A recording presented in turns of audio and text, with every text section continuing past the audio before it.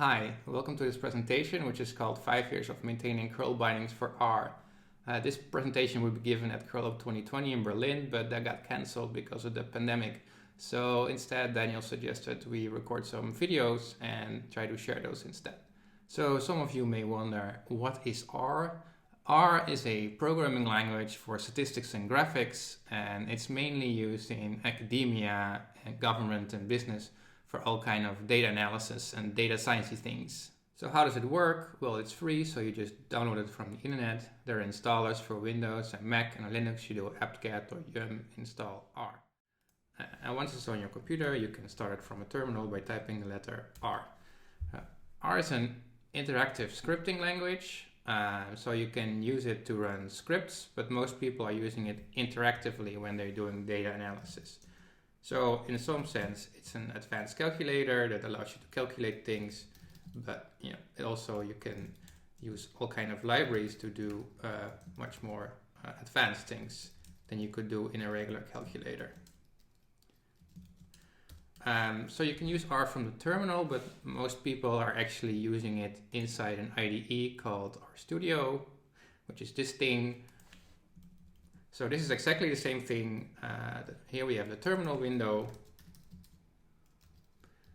but this gives us some extra tools like a file browser and so to work with. I wrote some libcurl bindings for R, which are in an R package called surprise curl. This is the homepage for the package on CRAN. CRAN is the central R package repository.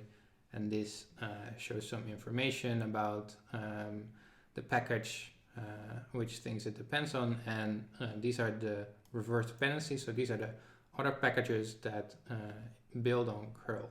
Actually, most people that use the curl package use it indirectly through other packages that provide more high-level or abstract HTTP frameworks like Hitter. But all of those things, they eventually build on the curl package, which eventually builds on libcurl. So how does that work? If the user wants to use a package, you start R, and then you use install packages, which is the built-in R package manager. And in this case, I'm going to install the package from source. It may prompt you which mirror you want to download from. And then it automatically downloads the latest version of the curl package from the repository. It first checks if libcurl is available in the system and it starts compiling all of these source files, and then it links it to the system version of libcurl. And now it's done. So now you can start using it. Of course, the package manager itself also uses libcurl behind the scenes, but let's not worry about that for now. So what do R users actually use curl for besides installing other R packages? Well, the major use case is retrieving data from the internet that they want to analyze. So a lot of researchers, they need to get large data from various online repositories, or some other users may do some web scraping to gather data. But the most popular case is where people write R packages that are web clients for certain web APIs. So let's just illustrate a little bit how that looks using the Github Api. So here I have some code which loads the curl package and the JSON-Lights package, which is the JSON parser in R. This is the Github API. If you're not familiar with it, it gives some nice JSON structured data about commits. So here we get the most recent commits from the curl repository. So this is Daniel's repository. So by default, GitHub gives the 30 most recent commits. So here in one line we retrieve the data and then we parse the data, and now we have what's called a data frame, which contains all of these data in a nice table, and now we can work with it. So for example, here we can tabulate some information. So the commits data, it contains a commit field, and within that it contains an author field, and within that it contains a name field. So these are the names from the 30 most recent commits, and these are like email, and you know, this is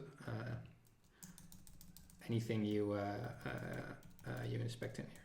So that's fun, and that's a typical workflow. Is when you make some you do some analysis or you make a plot. So here's the same count table, but now graphically with bar charts, and we can look at the commit messages this way. So we see the 30 most recent messages. So yeah, let's do one more example where we look at the issues from the repository. So again, we use curl to retrieve the data and then parse it with JSONLite. There's here one more extra step where I need to parse the date because it's a string in JSON, but I actually need to convert it to an actual date. And now we have the issues data. So these are the 30 most recent issues in GitHub. So you can start plotting that. So here's an example that I prepared where we plot the creation date of the issue versus the number of comments that the issue had, and then just for fun we group it by the association of the issue creator. So people can either be classified as a contributor or a member or neither of libcurl, and then here as a label in the chart I use the issue number. So this is just silly example of retrieving some data and making a plot in R, which is, typically how it works. So this gives some sense of what curl is typically used for in R. Well, how many people are really using curl?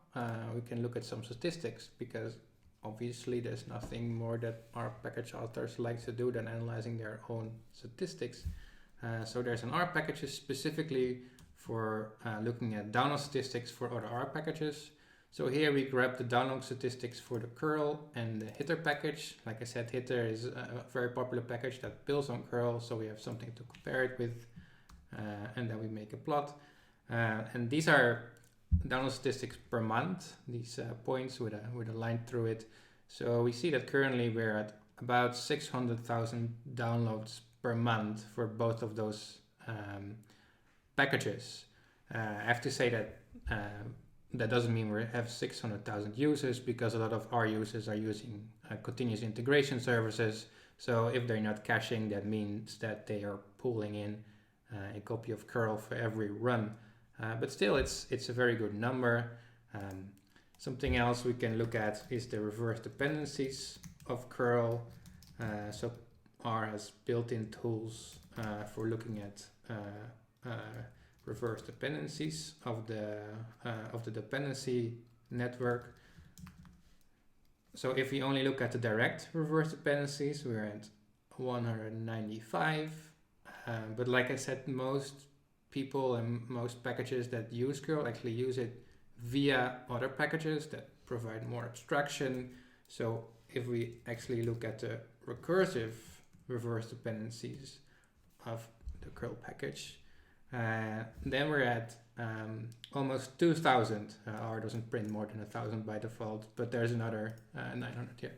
So there's 2,000 other R packages that indirectly or directly depend on the curl package to function.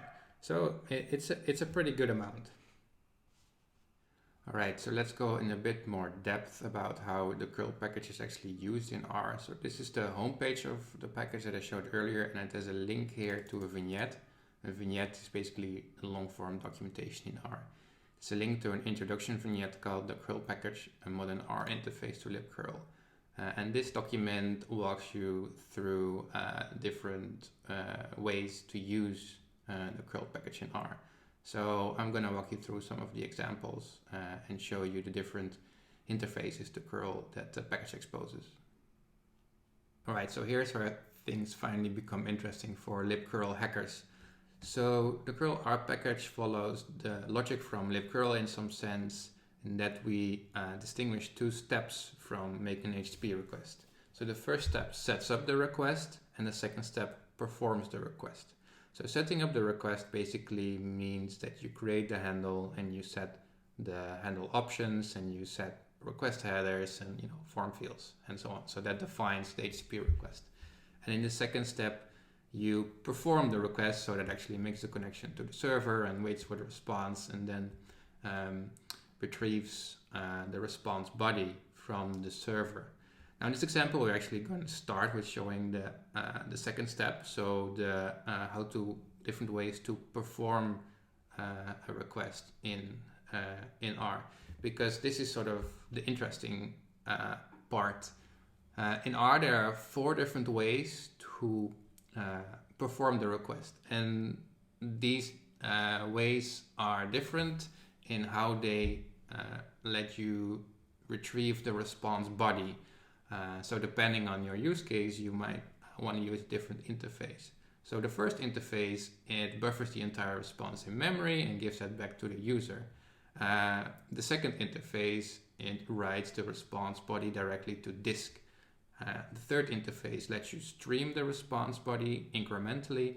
And the fourth interface, it is more advanced. It lets you perform multiple requests simultaneously. Okay, so this is what it actually looks like in R. First we load the curl package with the library function, and then we show the first interface, the in-memory interface. So the curl fetch memory function, it performs the request and it buffers the entire response in memory, and then here we assign it to an object called rec. So rec now contains all the response data for this request.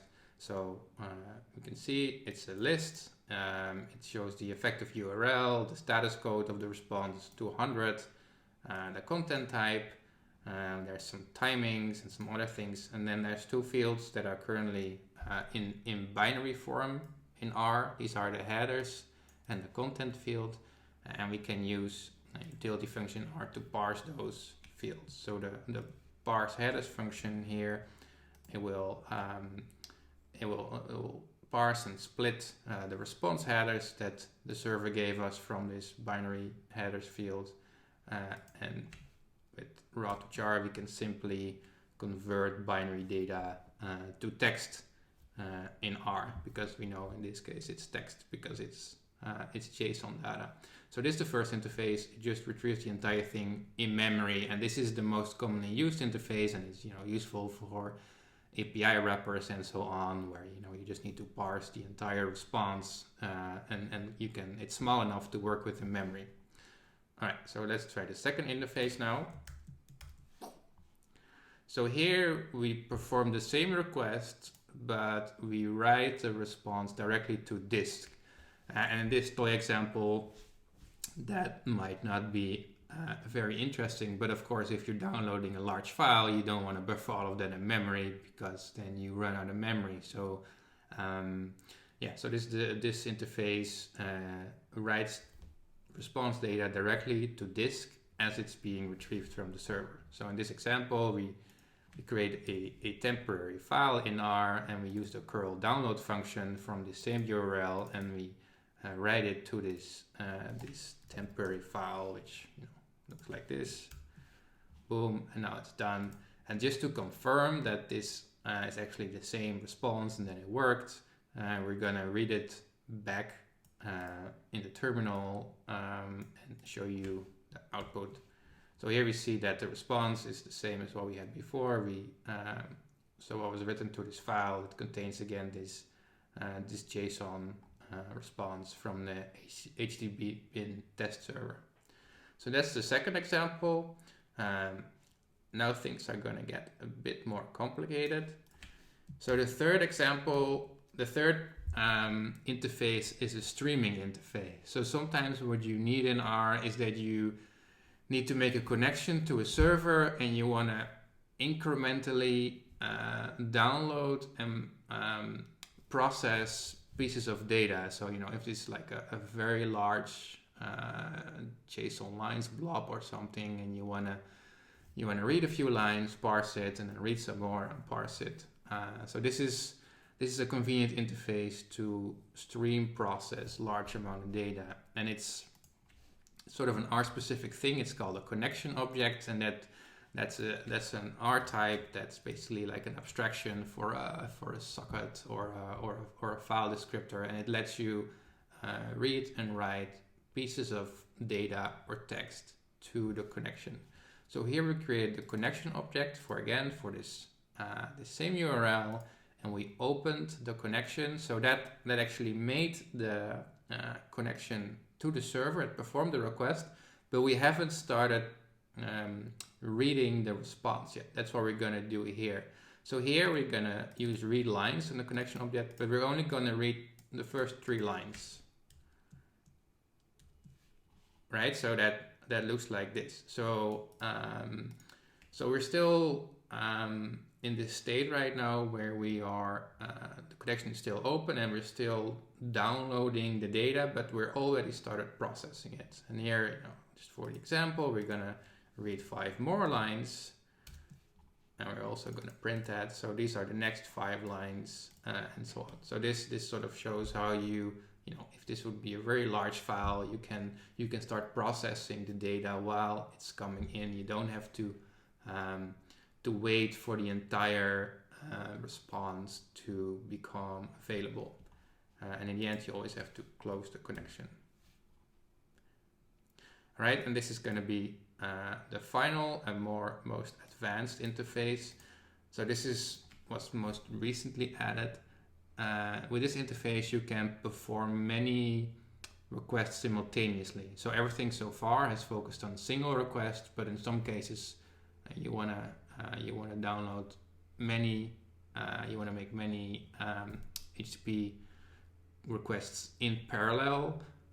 So that's what this does. And this is a bit more advanced because sort of course into the curl multi interface. Of course, I'm not going to go in detail about that right here, but yeah, this basically lets you schedule multiple requests and then perform them all simultaneously. And actually, in the callbacks of the request, you can add more requests to the queue, so it keeps running.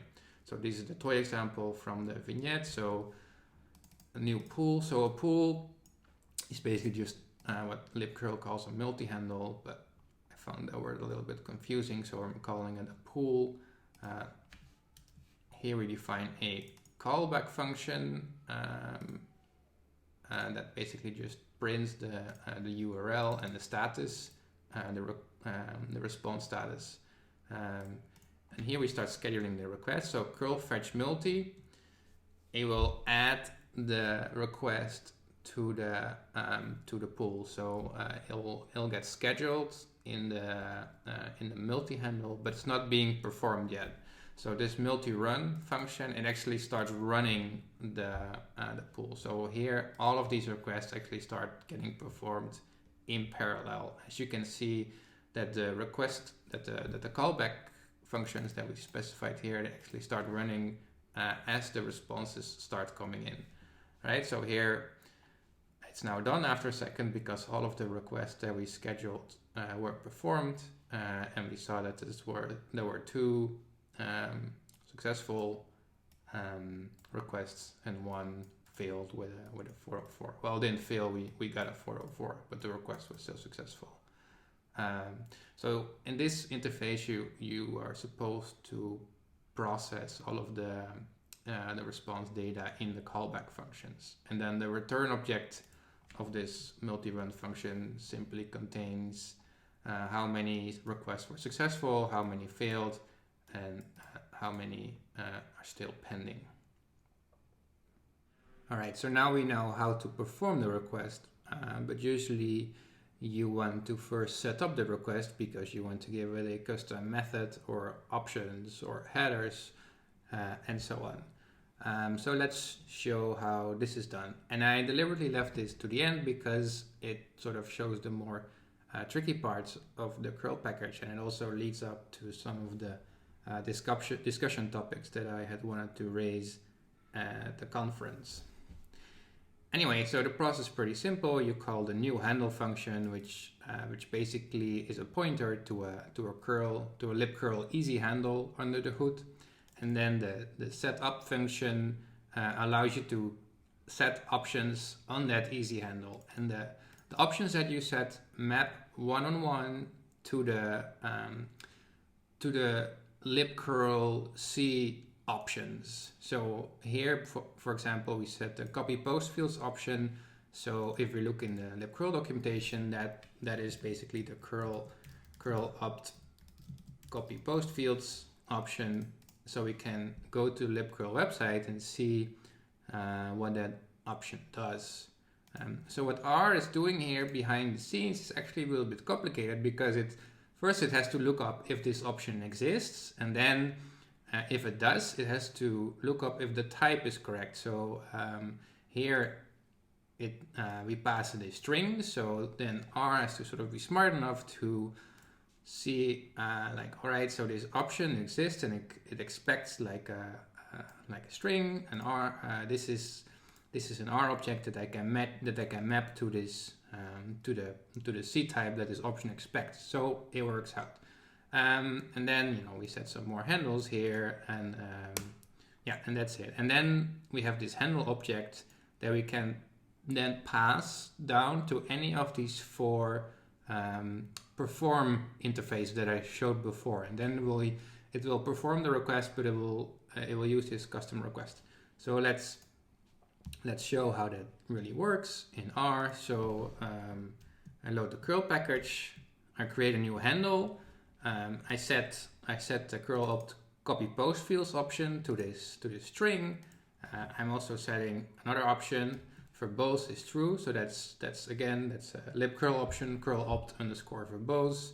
I set it to true, and I'm setting these headers, and then I'm going to perform the request. It's going to give a lot of extra output because I set verbose to true, so that means curl is going to print all kind of stuff to the screen about what's happening. Yeah, so it succeeded, and then basically we can do all the things we did before. So the status code again contains the status code and all the other fields. It's exactly what we showed before, but now it performed this custom request. And in exactly the same way, you can use this handle, this same handle that you used to define the request that you wanted to do. You can pass it to any of the other performing interface that I showed before. So for example, here again, if we want to do the same thing with curl download, again, we do the same as we did before, but we just again pass this handle argument, and then boom, it will again show this output, and it will perform this same request, but now writing the response to disk, right? But so these steps of defining your HTTP request and performing it are basically completely orthogonal. So this concludes sort of the informative part of the talk, and I had wanted to spend the remainder starting some discussion topic about what can still be improved in the curl R package, or at least the R and libcurl integration. However, this topic is a bit complicated to explain in a monologue. So I'm not sure if I'm gonna succeed in getting the point across, but I'm gonna attempt anyway. So the point is that we want to do a runtime checking of options and the type of the options, and that's difficult in libcurl because usually those things are done in C, and there are no runtime APIs for that. So what do I mean by that? So for example, in curl, if the user wants to define a custom request, first you create a new handle as I showed, and then you can set an option. So for example here, the user sets an option blah blah, and that option doesn't exist. So the R has to raise an error here. But this is, so in order to do that, we have to, at runtime, we have to know which curl options are available for the libcurl version that's currently installed on the user's system.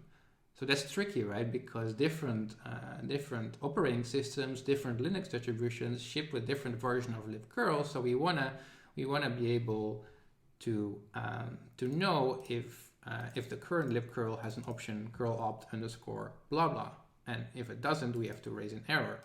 And here, for example, if we set an option exists, curl opt true, then that should work. But if we set an option exists, but we set it to the wrong type, for example, we set verbose to a string, it should also raise an error because verbose has to be a number or a boolean, which are the same in C. And things get even more complicated for strings because libcurl has different types for a single string and a list of strings. And in R, those are the same thing. In R, everything is vectorized. So a single string is basically a vector of length 1.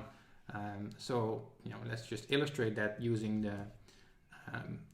the mail options in libcurl. So for example, I have a sender which is of an email which is always length 1, and the recipients can be 1 or more, or it can even be 0, I guess. So for example, again, mail from is an existing option, but if we set it to a number, it should always raise an error. That's not the proper type for this option. And mail from, if we set it to the sender, which is a string, it should work. And again, mail recipient, the recipient is a string vector of length 2. So the curl R package knows that, all right, so this is a curl string list type, and I have a vector here of length 2, so that's something that I can map. But for example, if we do it the other way around, where we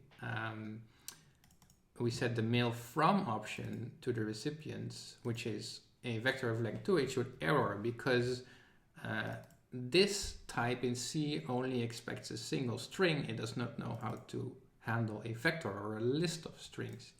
So so this is the sort of stuff we want to do at runtime. So this is tricky, right? Because at runtime there is no compiler involved, and there is no C involved. So most R users, I should have said this earlier, most R users they don't have a compiler on their machine. They actually are using a version of the R bindings that is pre-compiled on a build server against a given version of libcurl. Linux users actually do compile it on their own system to make sure it works against their local version of libcurl. And so does Mac, but Mac you can do both. But yeah, so this is tricky, right? So we have to know what options are available in the current version of libcurl, and then we have to be able to check if the type matches. If there's a way to map the R object that we're passing to this option to the C type that libcurl expects. And this is tricky because there's no runtime API for this, as far as I can tell. Those things you can do in C and curl, but not really at runtime. All right, so how do we currently solve this problem? So there's basically two parts to the problem. First, when the user sets an option in the handle, we have to know if that option exists, if the C symbol for that option exists in the libcurl that's linked to the package, and we have to know the value, the integer value for that that's hardwired in that symbol. So that's the first step. And then the second step is we have to do some type checking. We want to know from libcurl what's the type that this curl option expects, and that way we can implement some logic to see if there's a way we can map the R type to this type. So how are we currently handling this? So this is these are the curl R bindings that I opened. So this is the source code for the curl package, and it includes the configure script, like most R packages, and that the configure script basically sets up the package for compilation against, it checks if libcurl is available and the version and so on, and what are the proper C flags, and then it compiles the curl bindings. But it does one more step here at the very end of the configure script. It uses the basically the C preprocessor to look into curl.h and then extract all of the curl opt underscore star symbols from the curl.h header, and then it saves those into a file called option underscore table.txt, and we're gonna ship that text file with the along with the compiled code in the R package. So let's see this in action. So this is the tools directory. So if I click on build, so this will start compiling the R package locally, and it compiles all the C code and then links it to my local libcurl. But it also has created this file option table.txt, and this is just a text file, and it contains a list of all of the curl opt symbols and the hardwired C value for those symbols, and we will ship this information with the compiled package. So this allows us at runtime to look up if a certain curl option exists in the version of libcurl that we compile the bindings against, and we can look up the integer value. So this is the actual value that we have to pass in C to the libcurl set opt API to be able to set this option, because at runtime these macros no longer exist, of course, so we have to use the integer value to set these things. So that's sort of the first part of the puzzle, and then the second part is the type checking. So when the user sets an option, we want to look up what is the type for this option, so that we can raise a proper error. That's not the proper error. We can raise a proper error if the type doesn't match. So how do we do that? Actually, libcurl does have some API for that, but we're sort of abusing it, I guess. So if you go to curl.h in the libcurl source code, all the way at the bottom, there's a header included type check gcc.h, and then if we look in this header file, it is exactly what we need. Basically, it gives us a list. It basically gives us a list for all of the options, and then a function or a macro that we can use to check if a certain curl option is of a certain type. And the things we are most interested in is these things like curl check slist and post field. So these will return true if a certain option is of a certain type. And that is what we can use in R to look up if there's a way to map the R type that the user is passing as the value of the option to a type that curl is expecting. So that looks something like this. If you look in the source code of the bindings, there's the handle set up function, and then there's a key and a value.